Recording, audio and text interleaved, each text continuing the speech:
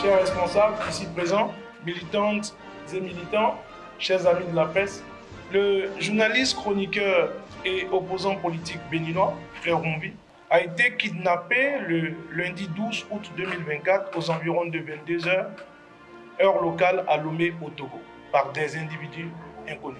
La prise d'otage est intervenue dans la banlieue de Lomé où résidait l'homme qui sortait de l'immeuble dans lequel il résidait pour aller acheter un article dans un kiosque situé dans les environs. Ces ravisseurs seraient arrivés à bord d'une fourgonnette immatriculée au Bénin et seraient repartis aussitôt après l'enlèvement sans que la police togolaise n'ait pu empêcher cet acte crapuleux ni pourchasser ses auteurs.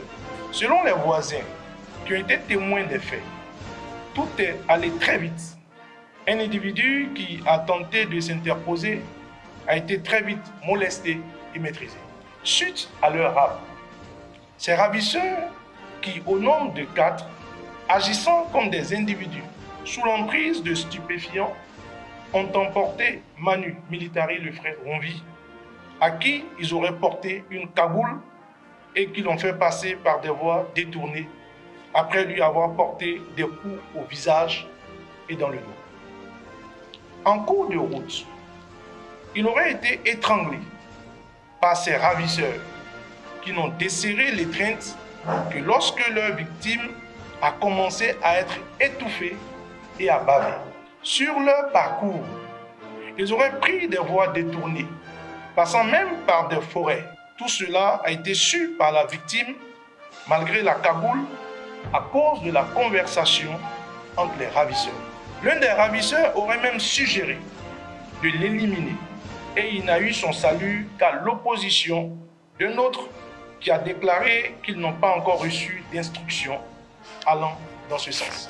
Comme si le terrain était savamment préparé à l'avance, les ravisseurs n'auraient rencontré aucun obstacle pour sortir du territoire togolais. Ce n'est qu'arrivé sur le territoire béninois qu'un agent de la police républicaine se serait présenté à leur otage pour lui placer les menottes et le conduire jusqu'à Cotonou. Il ne fait l'ombre d'aucun doute que c'est l'œuvre de Barbouz, venu de Cotonou en mission commandée par le régime en place au Bénin, qui a des raisons de vouloir tarir la source de la diffusion des turpitudes d'un pouvoir devenu au fil du temps le bourreau de son peuple.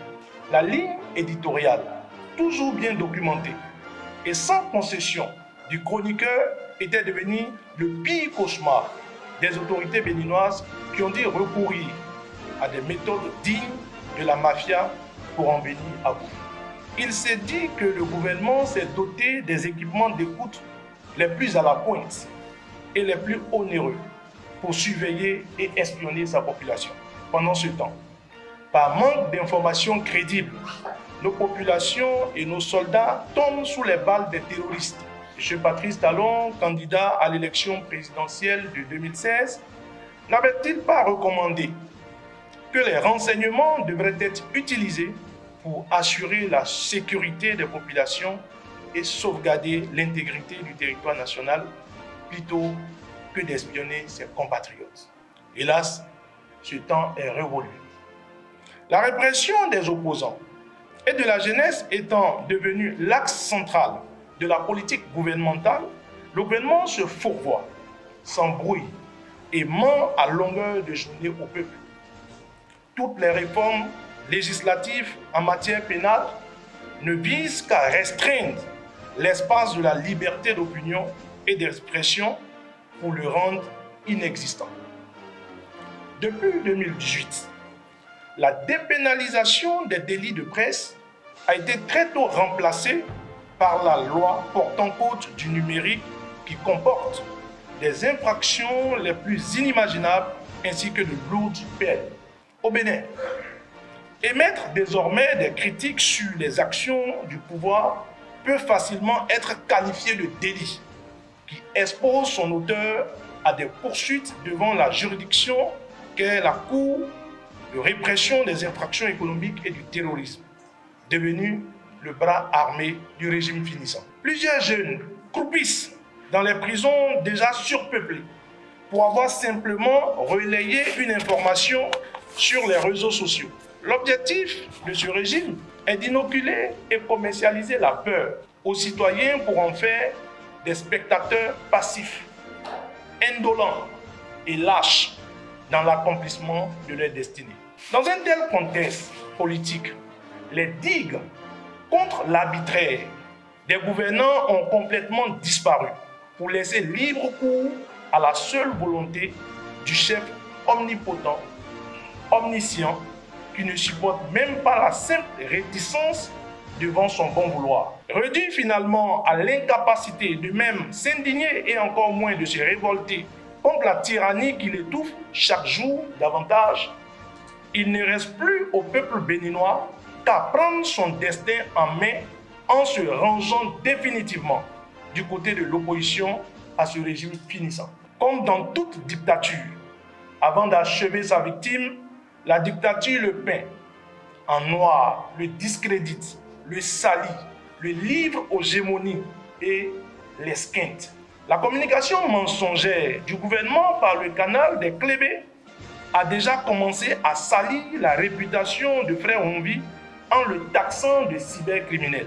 En effet, certains de nos compatriotes qui prennent les opposants comme leurs ennemis irréductibles s'offusquent de l'intérêt de l'émoi suscité au sein des populations par le kidnapping de Frère Honvi.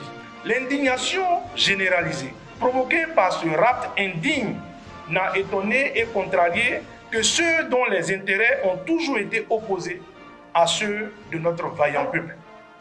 Car, en fait, pendant près de 8 ans, Frère Honvi n'a-t-il pas synthétisé et fait connaître au monde entier les aspirations de notre peuple et les brimades dont il est victime une fois par semaine?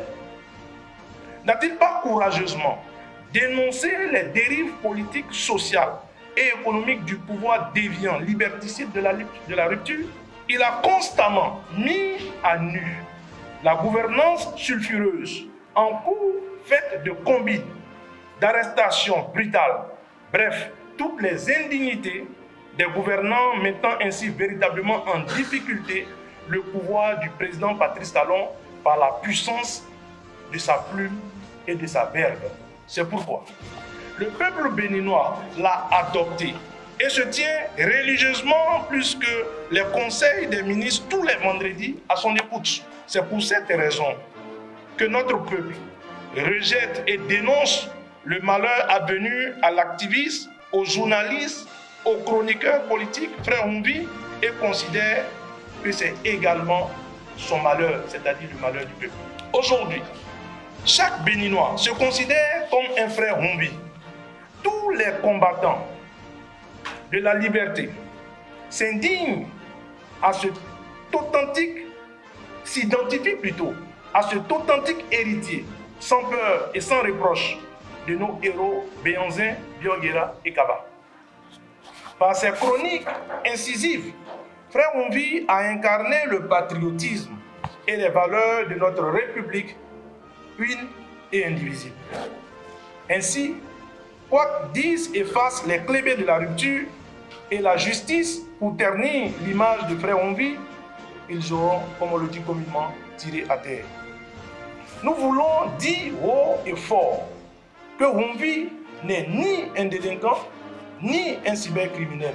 Son seul crime est sa pugnacité à mettre en exergue les dérives d'un régime finissant. Que nos poètes le louent à travers leurs vers, que nos chansonniers chantent son courage, sa probité, que la jeunesse redouble d'imagination pour immortaliser ce terreau.